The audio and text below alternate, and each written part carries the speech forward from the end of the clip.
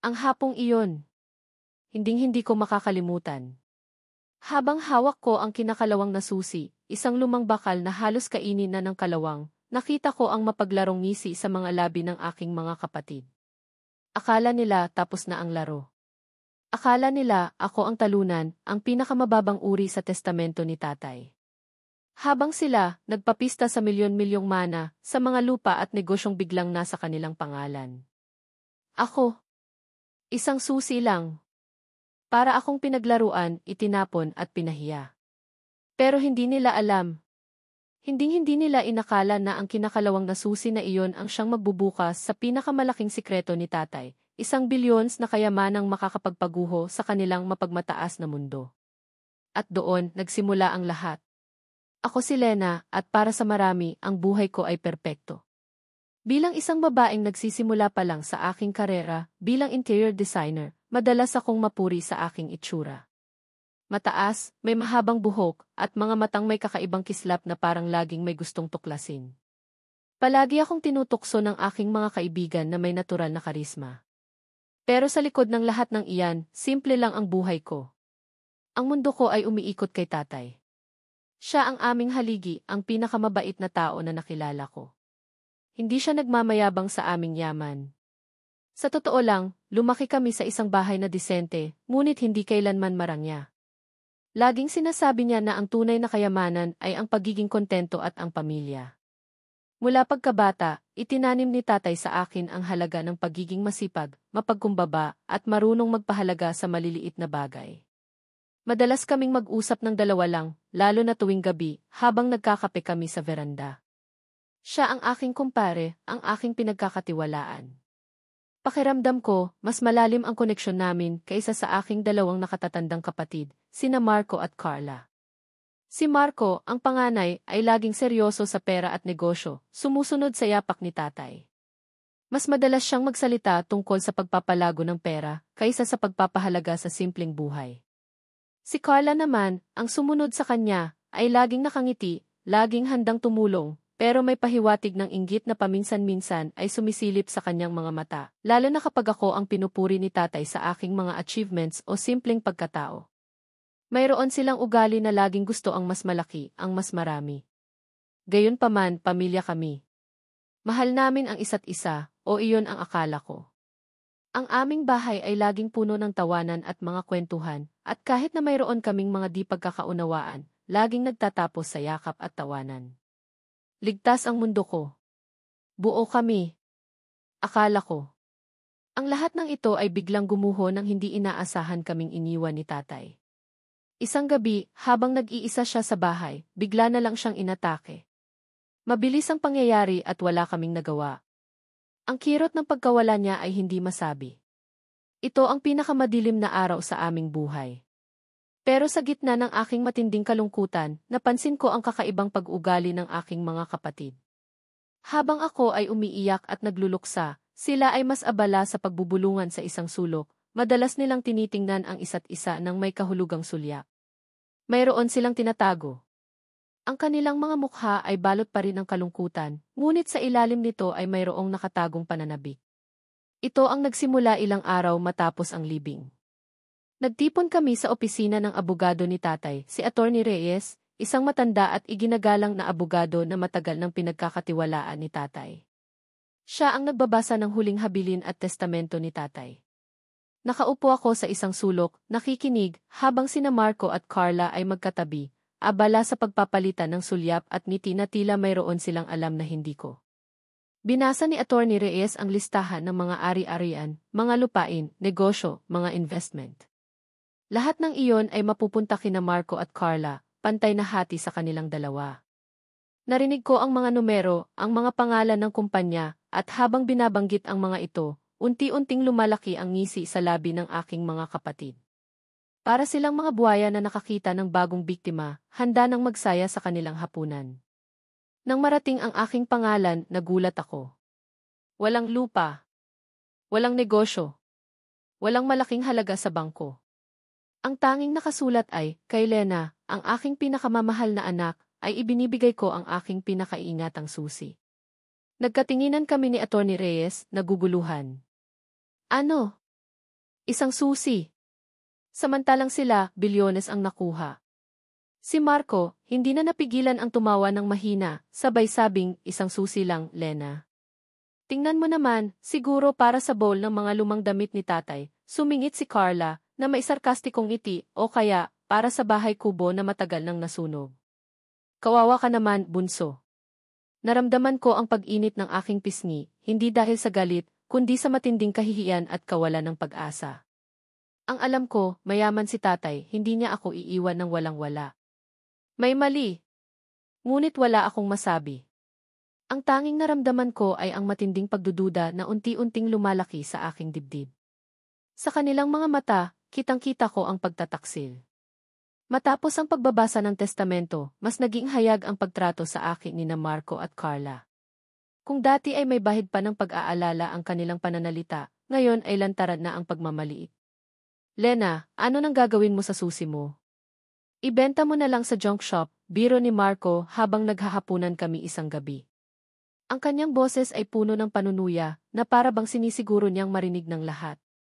Si Carla naman, madalas akong tawagin na Miss Susie sa harap ng ibang kamag-anak na may kasamang malakas na pagtawa para lalong idiin ang aking kalagayan. Kung magtanong ako tungkol sa pamamahala ng mga negosyo ni tatay, o kung paano ko sisimulan ang aking sariling career nang walang financial backing mula sa kanya, palagi nilang sinasagot ng mga pabalang na salita. Ay, Lena, huwag ka nang mag-alala sa pera. Mas mahalaga ang ganda mo, puna ni Carla, na para bang ang pagiging maganda ay sapat na para mabuhay sa mundo. Nagsimula silang magpalaganap ng tsismis sa mga kamag-anak na si tatay daw ay nag-aalala sa akin dahil masyado raw akong walang alam sa negosyo at masyado raw akong nakasentro sa pagpapaganda para maging praktikal sa buhay. Ginawa nila akong parang bata, isang pasanin na hindi kayang tumayo sa sarili kong mga paa. Sa kanilang pananalita, para akong walang silbi. Ang totoo, pinalaki ako ni tatay na matalino at maparaan. Hindi ako ignorante sa pera, pero iba ang mundo ng negosyo na pinamahalaan ni tatay, at hindi ako kailanman sinanay sa mga aspetong iyon. Ang bawat tanong ko ay sinasagot ng pagtawa at pagmaliit, na tila ba ang aking mga pag-aalala ay walang batayan. Isang araw, bumisita ako sa bahay na kung saan lumaki kami, umaasang makahanap ng mga lumang gamit ni tatay na may kaugnayan sa susi. Gusto kong makahanap ng anumang pahiwatig.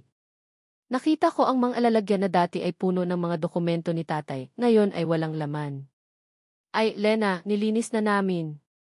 Walang kwenta ang mga lumang papel, sabi ni Marco na biglang sumulpot sa likuran ko, na para bang binabantayan ako. At saka, huwag kang mag-alala, kami na ang bahala sa lahat. Basta ikaw, maging maganda ka lang. Ramdam ko ang lamig sa boses niya, at ang pagkutya sa kanyang mga mata. Sa bawat araw na lumipas, mas lalong lumalaki ang agwat sa pagitan namin. Nagsimulang lumabas ang tunay nilang kulay, na ang pagmamahal nila sa akin ay nakasalalay lang sa kung ano ang maitutulong ko sa kanila, at ngayon na wala na si tatay, at wala akong nakuhang tunay na mana, isa na akong balakid. Ang susi. Hindi ko pa rin maintindihan kung bakit iyon ang ibinigay sa akin ni tatay. Ito ang tanging koneksyon ko sa kanya, at sa bawat pagtingin ko dito, lalong lumalalim ang misteryo.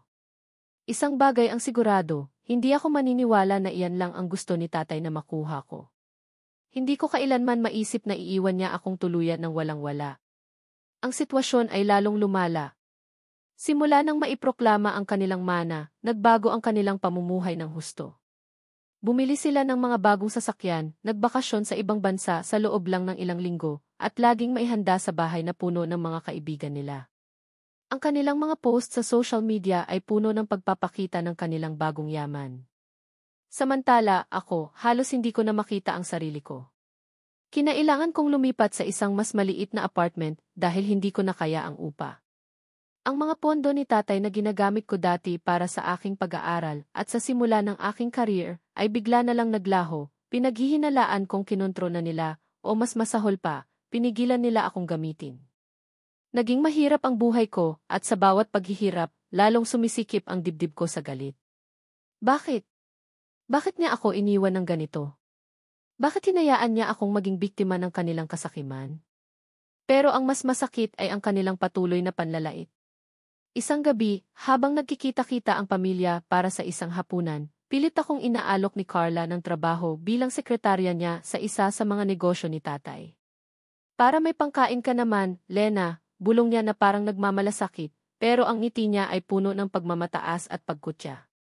Sumingit si Marco na may pagtawa, wala kang karanasan sa negosyo, Lena. Pero sa ganda mo, pwede kang maging frontliner sa mga events. Maganda ang kita doon. Naramdaman ko ang lahat ng mata sa akin, na para bang ako ang pinakapobre sa mesa. Pakiramdam ko, lalo akong lumiliit at ang init ng kahihiyan ay kumalat sa aking buong mukha. Gusto kong sumigaw, gusto kong ibato ang kutsara sa kanya, pero pinigilan ko ang aking sarili. Hindi ako ang ganitong klaseng babae. Ang pagkutya nila sa kinakalawang na susi ay naging regular na. Sigurado ka, Lena? Hindi mo ibebenta ang susi mo. Baka makakuha ka pa ng 50 pesos diyan. Biro ni Marco habang nagbubuni ang mga kaibigan nila. Ang mga salitang ito ay tumagos sa buto ko. Hindi ito tungkol sa pera, ito ay tungkol sa pagmamaliit sa halaga ko bilang anak ni tatay at sa lahat ng itinuro niya sa akin. Ngunit sa bawat panlalait nila, mas lalong lumalim ang pagdududa ko. Ang tatay ko. Ang tatay na nagturo sa akin ang pagpapahalaga sa bawat maliit na bagay. Hindi niya ako iiwan ng walang-wala. Hindi niya ako pahihirapan ng ganito. Mayroon siyang dahilan at kailangan ko itong matuklasan.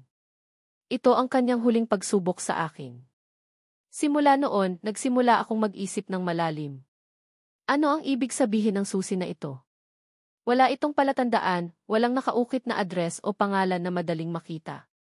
Purong kalawang. Pero may isang bagay akong naalala, isang lumang kwento ni tatay tungkol sa isang matandang mangangalakal na nagtatago ng kanyang pinakamahalagang yaman sa pinakamadaling makalimutan na lugar. Nagsimula akong magsaliksik sa lahat ng lumang gamit ni tatay na nakuha ko pa sa aking lumang kwarto at sa mga lumang dokumento na akala ko ay wala ng halaga. Nagbabasa ako ng mga lumang libro, mga tala-arawan. Pinagmasdan kong mabuti ang susi, hinawakan at sinubukang alamin kung mayroong anumang bakas na makakatulong sa akin. Kailangan kong malaman ang totoo. Hindi ako susuko hanggang hindi ko nahahanap ang sagot. Ang susi ay hindi lang isang susi, ito ay isang pagsubok. At ako, handa akong harapin ito. Hindi ko hahayaan na manaig ang kasakiman nila. Ang bawat araw ay naging isang pagsubok. Habang sina Marco at Carla ay masayang nagtatamasa ng kanilang mga mana, ako naman ay nagpapakahirap sa paghahanap ng kasagutan, halos wala akong tulog. Nagsimula akong magtrabaho ng part-time, anumang trabaho na makukuha ko para lang mabuhay at makapag-ipon para sa aking paghahanap. Ang maliit na apartment ko ay naging aking research center, puno ng mga lumang mapa, mga aklat tungkol sa kasaysayan ng negosyo ni tatay at mga litrato. Ang bawat pahina, ang bawat piraso ng papel ay pinag-aaralan ko ng mabuti, sinisiyasat ang bawat detalye. Madalas akong bumisita sa mga lumang bodega at opisina na dating pinupuntahan ni tatay. Karamihan sa mga ito ay inasikaso na nina Marco at Carla, binago na ang lock at ayaw nila akong papasukin. Wala ka ng karapatan dito, Lena.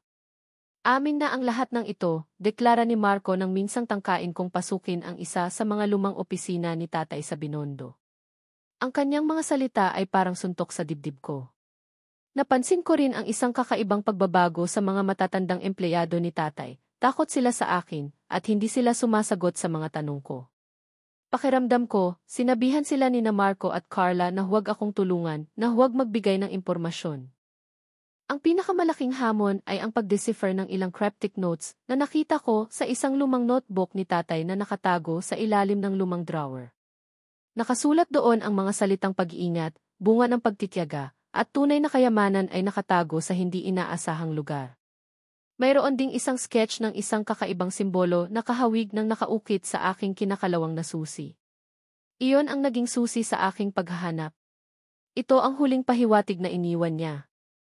Araw-araw, pagkatapos ng trabaho, diretso ako sa National Library, naghahanap ng mga aklat tungkol sa mga lumang simbolo, mga lihim na samahan, o anumang koneksyon sa nakaraan ni tatay, lalo na sa mga koleksyon ng sining at antike.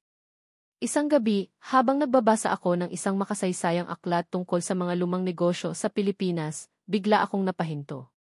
May nakita akong isang logo, isang kakaibang disenyo, na eksaktong kapareho ng simbolo sa aking susi at sa notebook ni tatay. Ito ay logo ng isang lumang organisasyon ng mga kolektor ng sining at mga antike na itinatag noong unang bahagi ng ika-20 siglo. Ang organisasyon ay kilala sa pagtatago ng mga bihirang koleksyon sa mga lihim na lokasyon na madalas ay nasa ilalim ng mga lumang gusali o bodega na malayo sa mata ng publiko at ng mga nangungulimbat. Naramdaman ko ang pagbilis ng tibok ng aking puso. Ito na. Ito ang koneksyon.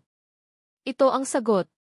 Nagsimula akong maghanap ng mga lumang listahan ng ari-arian ni tatay, kahit na ang mga hindi na nakalista sa Bagong Testamento, na akala ko ay sinunog na nina Marco at Carla.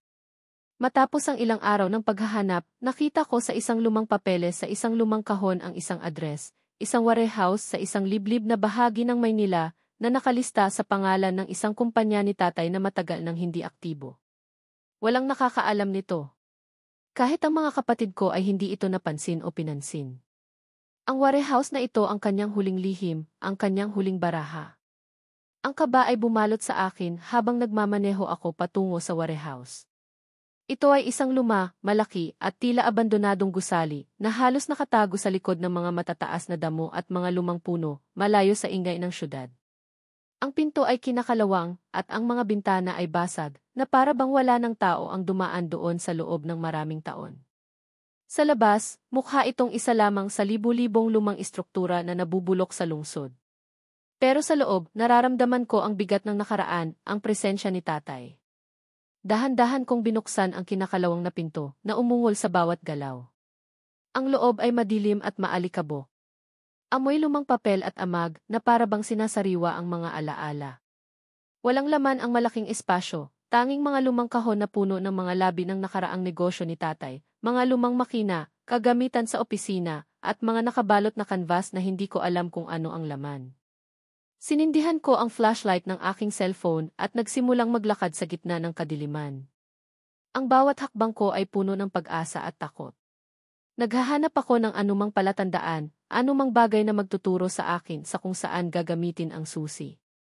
Sa isang sulok ng warehouse, napansin ko ang isang bahagi ng pader na tila kakaiba. May bahagyang pagkakaiba sa kulay at tekstura, na para bang mayroong nakatago sa likod nito. Lumapit ako at hinawakan. Matigas. Mayroon akong naramdamang maliit na uka, halos hindi mahahalata. Sinubukan kong itulak, ngunit hindi gumalaw. Mayroon akong naramdamang matinding pag-asa na umusbong sa aking dibdib. Sinuri ko ang sahig. Malapit sa pader, may isang maliit na crack sa semento, na parang isang linya na nagsisimula sa pader. Napaisip ako. Naalala ko ang mga kwento ni tatay tungkol sa mga lumang lihim na pintuan, na madalas ay itinayo sa ilalim ng mga kasangkapan o sa mga pader na mayroong kakaibang markings. Sinundan ko ang crack sa sahig hanggang sa isang bahagi na mayroong bahagyang pagtaas. Sa wakas, nakita ko. Isang maliit na pamatok, halos hindi nakikita, nakatago sa ilalim ng isang sementadong kahon na tila ba matagal nang naroroon. Pinilit kong tanggalin ang kahon, at sa ilalim nito, bumungad sa akin ang isang lumang, matibay na pintuan ng vault. Hindi ito ordinaryong vault, ito ay ginawa upang magtago ng malaking sikreto. Ang pintuan ay gawa sa bakal, mabigat, at mayroong isang lumang lock na may kakaibang disenyo, ang eksaktong disenyo ng simbolo sa aking susi. Nanginginig ang aking mga kamay habang inilalabas ko ang kinakalawang na susi. Ipinasok ko ito sa butas at naramdaman ko ang lamig ng metal. Nag-aalangan ako. Paano kung mali ako? Paano kung ito ay isang patibong, isang huling biro ni tatay? Pero nararamdaman ko ang koneksyon. Ito ay kay tatay. Dahan-dahan kong pinihit ang susi. Narinig ko ang isang malakas na tunog ng click, ang tunog na matagal kong hinahanap, ang tunog ng tagumpay. Bumukas ang vault. Sa loob, hindi lang mga lumang dokumento ang bumungad sa akin. May mga istante na puno ng mga lumang likha ng sining, mga paintings na hindi ko pa nakita, mga lumang iskultura na kumikinang sa sinag ng aking flashlight. May mga kahon na puno ng mga alahas na may mga batong hiyas na kumikinang sa dilim, na para bang naglalabas ng sariling liwanag. Mayroon ding mga nakabalot na papel na pagbukas ko ay isa-isang bumungad ang mga sertipiko ng stocks at bonds, mga titulo ng lupa sa iba't ibang bansa, at mga listahan ng mga bank accounts na nakatago sa mga Swiss banks, na may mga numero na halos hindi ko mabasa. Ang halaga? Hindi ko na kayang bilangin. Sa gitna ng lahat ng ito, may isang kahon na nakalagay sa pinakasentro. Pagbukas ko, bumungad ang isang lumang journal, nakasulat ang sulat kamay ni tatay. Mahal kong Lena, basahin ko, nangingilid ang luha, halos hindi ko makita ang mga salita. Kung nababasa mo ito, ibig sabihin ay matagumpay mong nahanap ang aking huling lihim. Alam kong ang iyong mga kapatid ay mas magiging interesado sa materyal na bagay at baka subukan kang lokohin. Kaya itinago ko ito para sa iyo. Ang kayamanang ito ay mas malaki pa sa lahat ng kanilang nakuha. Ito ang bunga ng aking pagtitiyaga, ng aking mga lihim na investment, at ng aking pagmamahal sa sining at kasaysayan. Ito ay para sa iyo, Lena, dahil alam kong ikaw ang magpapahalaga sa tunay na kahulugan ng kayamanan, hindi lang sa pera, kundi sa paggawa ng mabuti, sa pagtulong sa kapwa, at sa pagpapatuloy ng aking pamana ng may integridad. Ang susi ay simbolo ng pagtitiyaga at paghahanap. Ang kayamanan ay hindi madaling nakikita, minsan, ito ay nakatago sa pinakamalalim na sulok, at matatagpuan lang ng isang may tunay na pananampalataya. Nanginginig ako. Hindi ako nagkakamali. Hindi ako pinabayaan ni tatay. Mas malaki pa pala ang kayamanan na ibinigay niya sa akin kaysa sa kanilang lahat. Billy Once. Ang lahat ng paghihirap, ang lahat ng panlalait, lahat ng iyon ay nawala sa sandaling iyon, napalitan ng matinding kaganapan at katarungan. Ang aking mga luha ay hindi na luha ng kalungkutan, kundi luha ng kaligayahan at tagumpay. Hindi ko na pwedeng itago ang lahat ng ito. Ito ang oras para harapin sila sa harap ng lahat. Pinlano ko ng mabuti ang aking hakbang, bawat galaw ay pinag-isipan ng husto. Una, kinontak ko si Atty. Reyes. Sinabi ko sa kanya ang lahat, at ipinakita ko ang mga ebidensya, ang journal ni tatay, ang mga dokumento mula sa vault, at ang kinakalawang na susi na ngayon ay kumikinang sa aking paningin na para bang nagbibigay pugay sa aking tagumpay. Nagulat si Atty. Reyes. Hindi ako makapaniwala. Ang tatay ninyo, napakatalino, bulong niya habang sinisiyasat ang mga papeles. Pinayuhan niya akong magpatawag ng formal na pagpupulong ng pamilya kung saan presentable ang lahat ng dokumento. Isang linggo pagkatapos, nagpatawag ako ng hapunan sa isang eksklusibong restaurant sa isang pribadong silid. Inimbitahan ko sina Marco at Carla, kasama ang kanilang mga asawa, at ilang matatandang kamag-anak na laging naniwala sa kanila at sa kanilang tagumpay. Dumating sila, nakangisi pa rin, nakasuot ng mamahaling damit, nagpapaligsahan sa pagpapakita ng kanilang bagong yaman. "O, Lena, anong meron? May nakita ka na bang buyer sa susi mo? Sa wakas, na-realize mo na ba na wala yang halaga?" Panunuyan ni Carla habang umuupo, may kasamang tawa.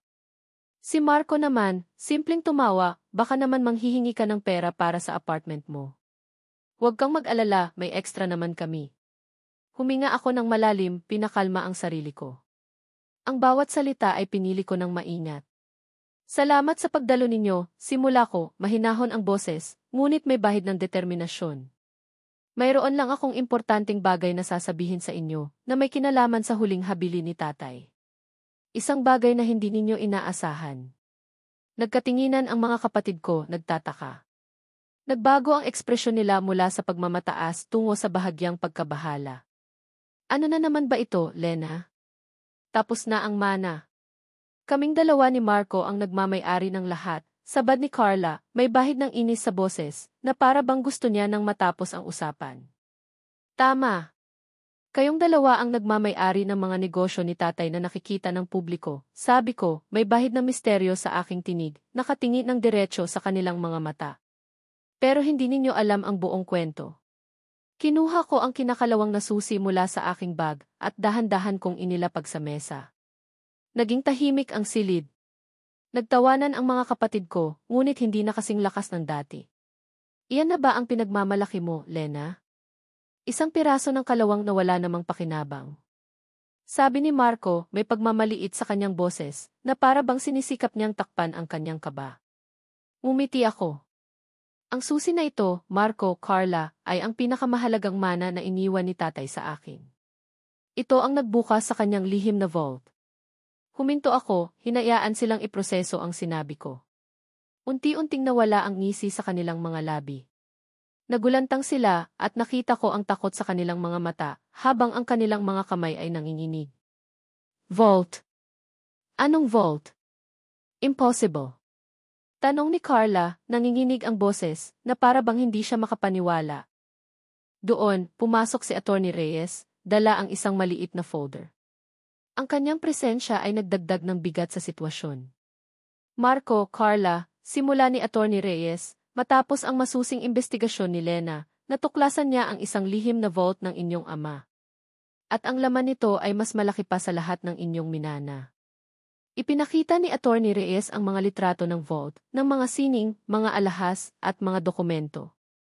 Binasa niya ang ilang bahagi ng journal ni tatay, lalo na ang bahagi kung saan sinasabi ni tatay na ang lahat ng iyon ay para sa akin, dahil sa aking pagiging tapat at mapagmahal.